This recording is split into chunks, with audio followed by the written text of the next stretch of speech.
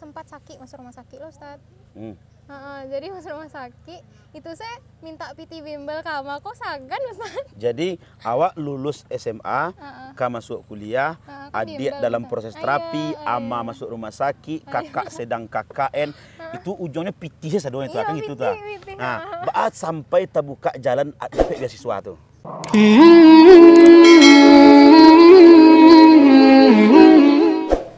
Bismillahirrahmanirrahim. Assalamualaikum warahmatullahi wabarakatuh. Alhamdulillah sana baso balik kita di channel kebanggaan kita, program kesayangan kita bersama Ota Bone, Ota nan barisi, Ota nan mengandung inspirasi. Alhamdulillah sana kini kita akan bincang-bincang dengan seorang anak muda inspiratif dan nambah pun tahu banyak tentang beliau kok. Jadi langsung saja kita sambut. Please welcome Happy. Assalamualaikum Happy. Waalaikumsalam Ustadz. Sehat? Alhamdulillah. Alhamdulillah. Happy orang mana? Happy lahir di Siko, gadang di Siko Ustadz. Di Siko kok di mana? Di Pulau Punjang. Di Dharmasraya. Iya di Dharmasraya. Alhamdulillah. Memang orang tua orang Dharmasraya. Enggak Ustadz, kebetulan cinta mereka dipertemukan di Dharmasraya. Wah, jadi cinta ibu bapaknya dipertemukan di Dharmasraya. Ama orang mah? Ama Pariaman. Ama Pariaman. Apa? Aceh. Apa Aceh?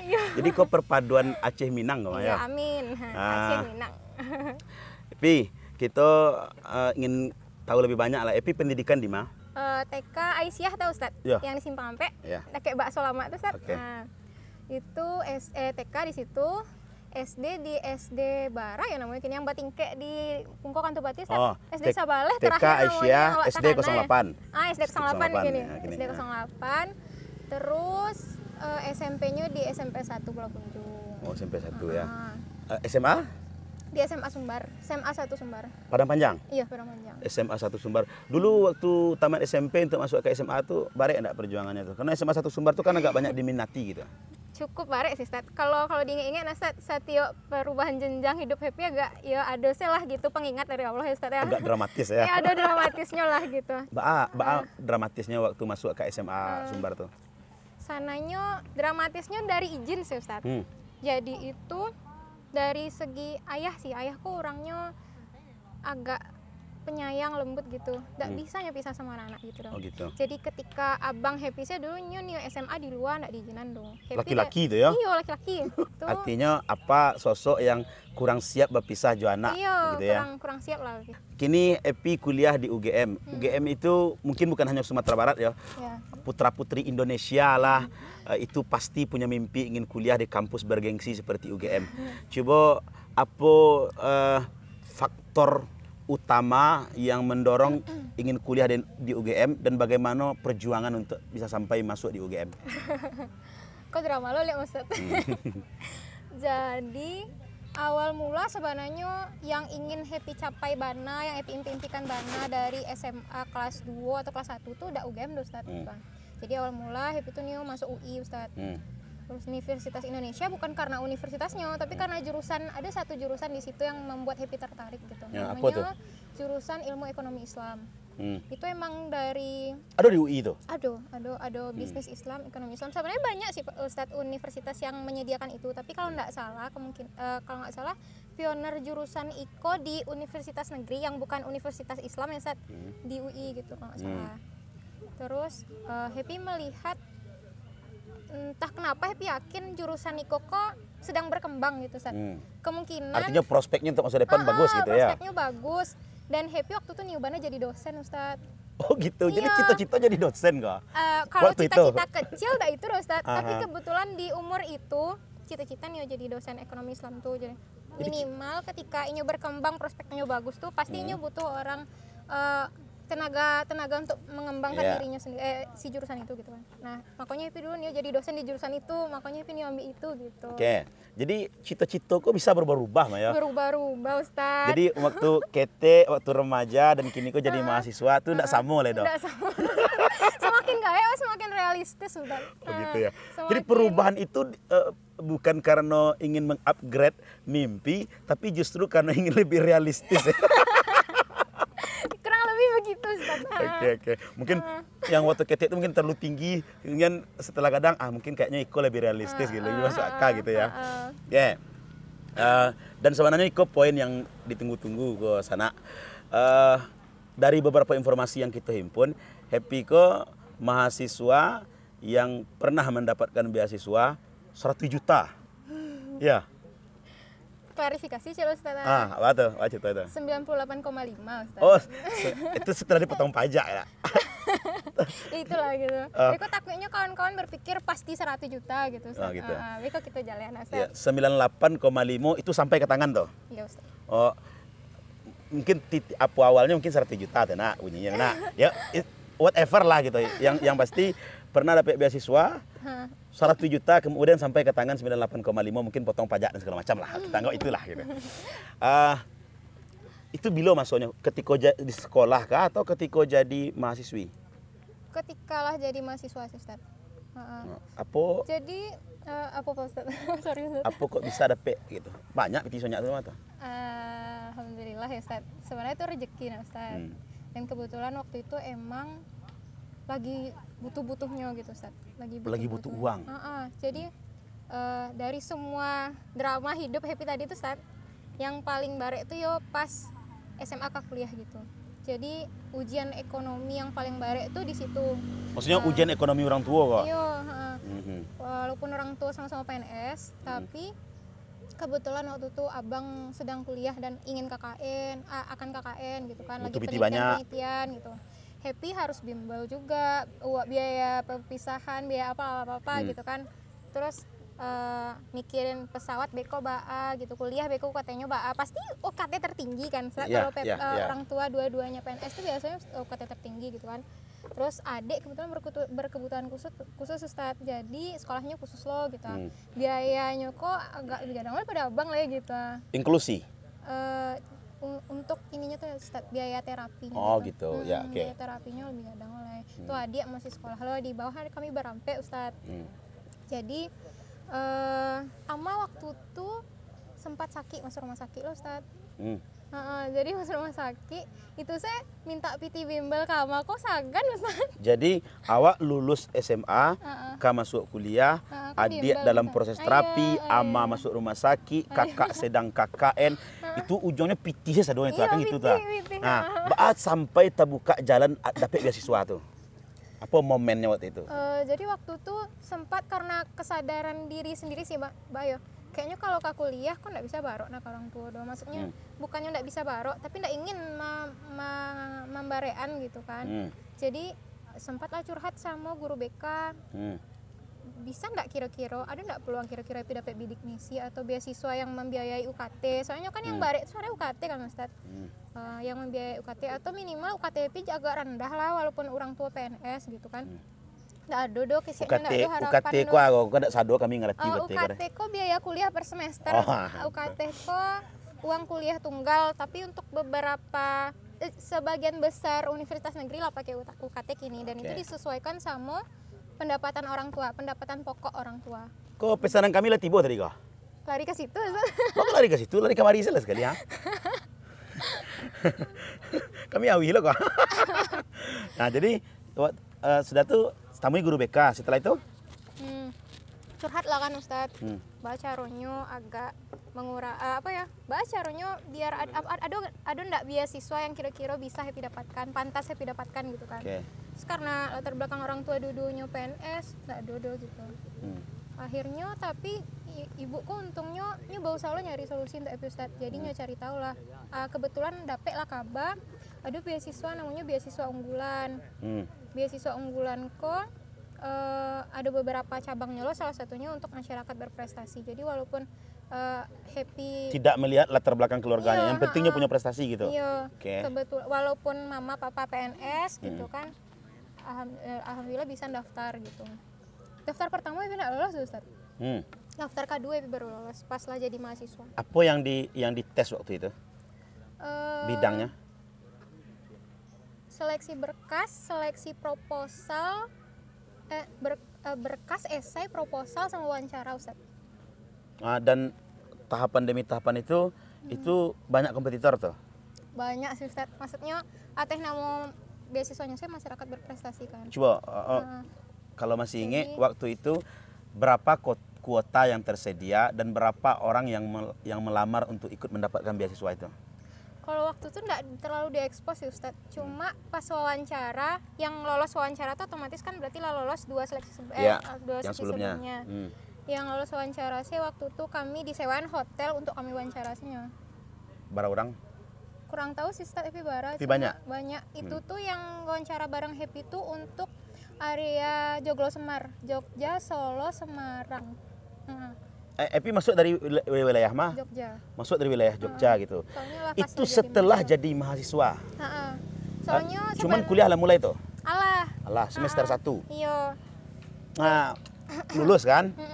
Lulus beasiswa itu gitu. Terus coba diberitahukannya waktu itu metode pemberitahuannya bahwa Anda lulus dan Anda mendapatkan beasiswa ini itu kayak mana sih gitu. Lewat web Ustadz. Lewat web. Jadi di web itu kita bikin akun, di akun tuh kita daftar isi data dan lain-lain gitu. Jadi minta sertifikat lomba, juara lomba gitu-gitu, terus rapor, terus UKT, IPK, IPK diminta, terus ada banyak sih data-datanya gitu yang minta, terus alhamdulillah lolos gitu. Waktu wawancara itu sempat ditanya enggak oleh yang mewawancarai motivasinya apa gitu untuk dapat beasiswa atau gitu? Kalau untuk motivasi ya ala cariton sadonya di proposal Ustaz. Oh Di gitu. proposal Oh jadi sama proposal di, itu menceritakan biografi awak gitu. rencana studi awak. Jadi rencana studi. Jadi sampai judul skripsi Happy bikin di situ Ustaz. Oh gitu. Wah keren Emang tuh. judul skripsi kemungkinan judul skripsi topik skripsi aku tuh lah Betul-betul see on the future kayak. Iya kayak gitu kan. Tahun barat tapeknya tuh Epi dapat beasiswa tuh? 2017. 2017. Begitu diumumkan lulus itu diberikan dalam bentuk uangkah atau langsung dibayarkan kepada biaya studi yang akan dijalani? Kalau beda sama beasiswa bidik misi, Ustaz. Kalau beasiswa bidik misi UKT auto 0 gitu kan.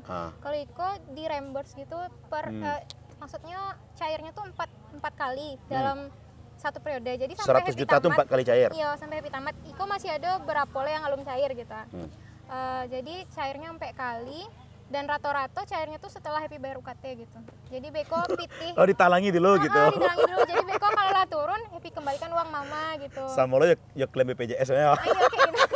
Kayak gitu Ustaz. Ya klaim asuransi kita pakai PT awak dulu, PT mama dulu. Beko setelah bayi kita klaim ke pihak kampus. Itu beasiswa tuh dari Kemendikbud. Kementerian Pendidikan. Tapi itu sana. iya. Iko mudo baru lah dapet beasiswa dari kementerian gitu.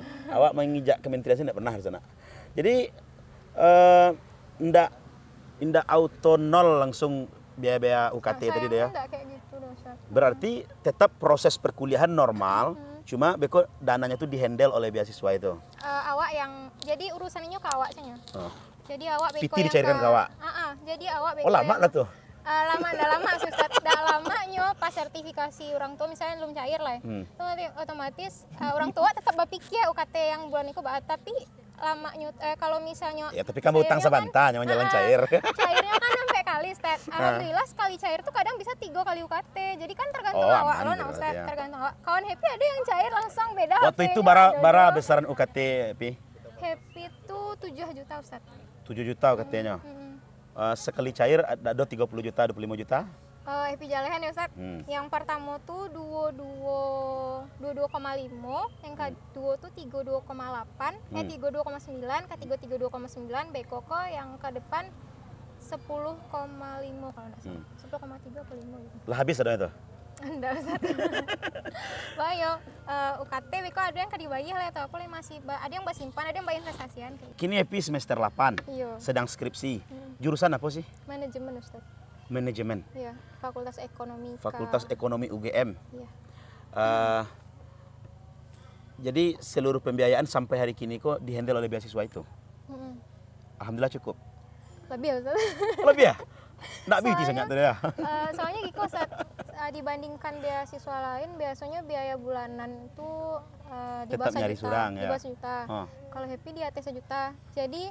Jadi di luar UKT masih ada biaya keperluan pribadi. Iya. Bara ada pe. Jadi tuh kenapa 100 itu mau Ustaz? Jadi ceritanya Giko, dikasihnya tuh tiga biaya. Biaya buku dan pendidikan, biaya buku dan penelitian, biaya pendidikan sama biaya hidup. biaya buku dan penelitian ko bara yo. Dikurang-kurang sih lah Beko Ustaz. Katanya kan tergantung awak yang dapet tuh. Biaya hidup bara? Biaya hidup tuh 1,5. 1.450.000 per bulan. Per bulan. Sekolah kuliah masuk di UGM dapat beasiswa, kuliah ndak membayar je piti awak, dia gelu uang saku lah. Ah tu mako jam pamalih ni muda-muda mah. Jadi sampai kini ko masih ada piti tu. Lai sebenarnya Ustaz. Terpakai dah tak lain. Aduh kadang berpikir visioner tuh tabuang lah Ustaz. Kadang wak investasian beli ameh atau apa gitu-gitu. Oh gitu. Sebenarnya sih lebih bagus di investasian kami daripada tabuang sih. Kalau tabuang kan bekonya inflasi kan. Tapi kalau amehnya ndak. Nah ya insyaallah ya insyaallah ya. Oke, mudah-mudahan Happy bisa capek wisuda dan kini kok apa harapan ke depan? Harapan tentang diri dulu. Harapan tentang diri semoga tidak mengecewakan orang-orang yang telah kan mungkin minimal keluarga pasti ada yang berharap kawan Ustaz. Ya. Minimal tidak mengecewakan lah gitu. Emang Happy berapa orang saudara? Berempat. Nomor berapa? Nomor 2. Nomor 2. Berapa orang produksi? 3. 3 perempuan, 1 laki-laki. Happy perempuan tertua. Wah. Jadi akan menjadi panutan bagi adik-adik lah kira-kira itu ya. Iya. Siapa orang yang paling berpengaruh dalam hidup? Semua berpengaruh sih Ustaz. Ya betul. Yang paling cukup seimbang antara ayah sama mama terus cukup seimbang sih Ustaz. Okay. Tapi kalau setiap Happy ingin berbuat dosa lah ibaratnya Ustaz. Yang paling Happy karena tuh adik Happy yang terakhir. Oh gitu, yang tadi sakit tuh? Iya, yang berkebutuhan khusus tuh. Jadi itu bisa menjadi rem yang pakem ya? Yang paling iya sih Ustaz. Misalkan ya namanya anak muda gitu ya. Kadang-kadang ada lo ingin hal-hal yang agak aneh gitu kan. Tapi begitu teringat adik tuh langsung ya itu jadi rem gitu ya. Iya. Penting ya memasukkan nilai-nilai keluarga ke dalam kehidupan awak. Pernah enggak berdoa sesuatu yang spesifik gitu untuk target setelah kuliah? Kalau dari orang tua ninyo dapat kerajaan Ustaz. Tapi kalau Happy sendiri ingin membuat pekerjaan sebenarnya Ustaz. Oh gitu. Jadi lebih ingin berwirausaha ya? Sebenarnya cuma tiket dari orang tua dapat kerajaan gitu. Jadi minimal Happy nih kang menggaji orang. Jika Happy gaji kan belum tentu tiap bulan lancar lah. Minimal gaji Happy yang tiap bulan kok untuk menggaji orang yang Happy gaji. Gitu win-win solution aja. Jadi bekerja untuk memenuhi kesenangan orang tua, tapi sembari bekerja mulai membangun bisnis. Gitu. Jadi memang Indonesia kok butuh kini banyak entrepreneur lah ya. Karena memang kita masih terlalu jauh di bawah dan kita pernah riset data, ternyata Indonesia itu entrepreneurnya baru 0,2%. Dan negara-negara maju itu rata-rata 15-20%. Dan Happy, minat nggak sih jadi pegawai? Nah, jujur. Life is choice, hidup ini pilihan biasa saja.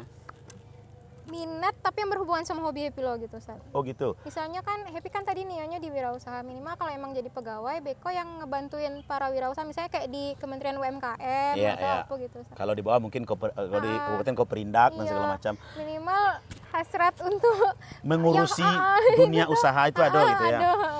Terpenuhi gitu. Lah coba sih alun membangun usaha sambil sembari kuliah kan kini kok banyak ada online shop dan segala macam. Happy punya enggak usaha kini? Kalau usaha naik turun ada hilang gitu. Ya ada apa yang pernah digeluti? Waktu SMA Happy sana lah bisnis printer dulu di SMA. Bisnis printer? Maksudnya jual beli printer? Bukan Ustaz. Jadi kan kebetulan sekolah Happy itu sekolah baru di tengah hutan bambu lah ya. Agak jauhnya dari pasar.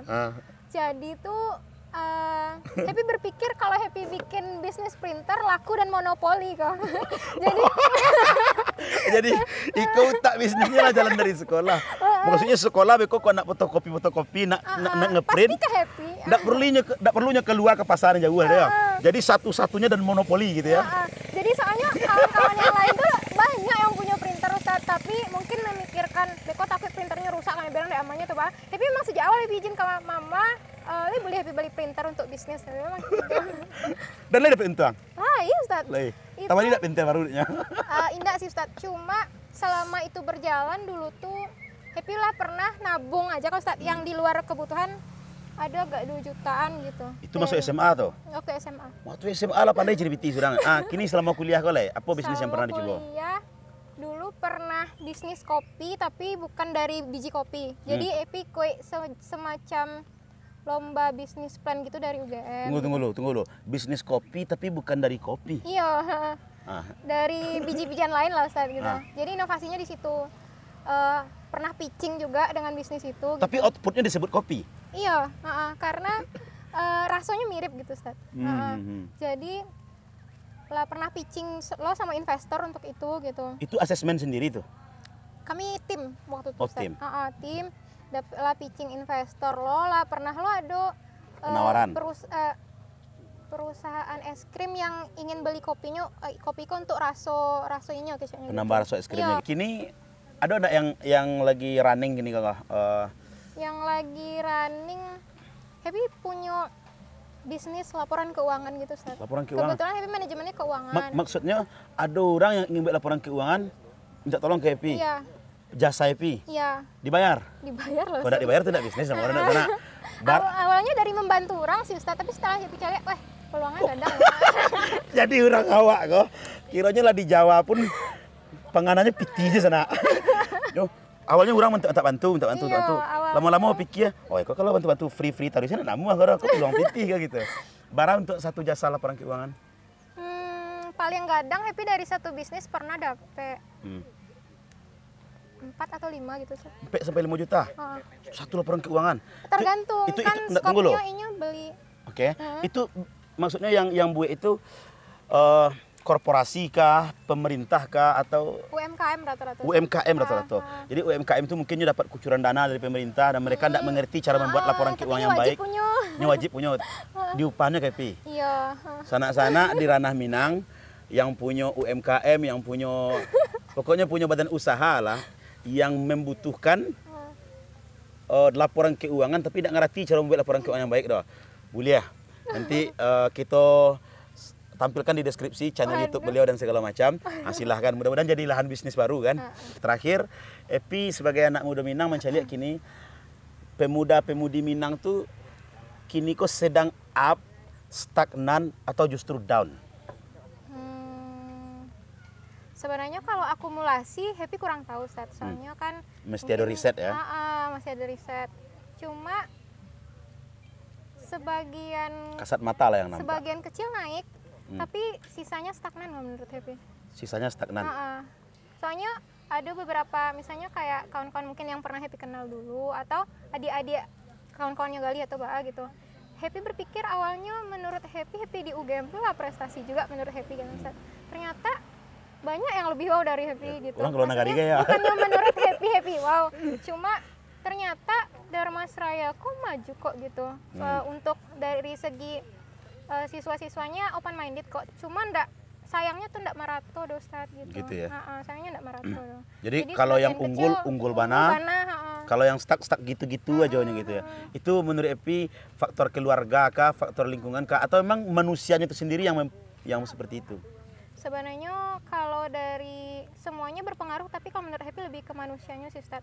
Maksudnya ketika inya emang kuat, Mbak Ana lingkungan kayak Happy tadi, Mbak Ana orang tuh ndak mendukung. Kalau emang Happy kareh kapalo juga, bisa sih sebenarnya. Cuma kan bertahap, mungkin proses sama tenaga yang dikeluarkan lebih kareh. Cuma kalau awaknya pun kareh untuk berkeinginan mungkin bisa aja. Lagi kuat cek tuh anak muda Minang. Kemudian langsung sampein sekali Instagram, channel YouTube segala macam, silakan. Kuat ya. Kalau kuat mungkin jangan takut untuk bermimpi, karena ketika kita melaksanakan kehidupan secara nyata, sekitar 50% mungkin mimpi kita tuh ada perubahan atau bahkan menyesuaikan sama keadaan gitu. Jadi setidaknya kalau misalnya kita lah set target, minimal jatuhnya nggak jauh-jauh dari itu dah. Oh gitu ya. Jadi buat sih target dulu, buat sih mimpi dulu, kemudian fokus ke situ. Nah, nanti nasib kita, takdir kita ini akan menyesuaikan mimpi kita tuh. Kalaupun meleset tidak terlalu jauh ada ya. Ambo pernah mendengar kalimat sana, bermimpilah setinggi langit, kalaupun engkau jatuh, engkau akan jatuh di antara bintang-bintang. Kira-kira itu nggak sih mana? Oke, sana itulah obrolan kita, dan untuk sana-sana yang ingin berbagi Instagram tuh ya. berbagi pengalaman JP mungkin secara pribadi, dan beliau juga punya channel YouTube, nanti insya Allah kita tampilkan di deskripsi Instagramnya dan segala macam. Mudah-mudahan Otabone Iko bisa menjadi inspirasi khususnya bagi para pelajar yang akan mengejar dunia kampus sebentar lagi. Mudah-mudahan pun bisa meraih beasiswa. Oke Pi, makasih banyak Pi. Mudah-mudahan sukses selalu, capek lulus. Amin. Dan memberikan energi baru bagi bumi ranah Minang khususnya dan Indonesia pada umumnya. Harapan banyak orang, kalau bisa hebat-hebat kau di kampung lah, jangan di rantau lah tuh. Nah, hebat lah karantau sih sadonya. Itulah Sana, terima kasih banyak Sana. Assalamualaikum warahmatullahi wabarakatuh.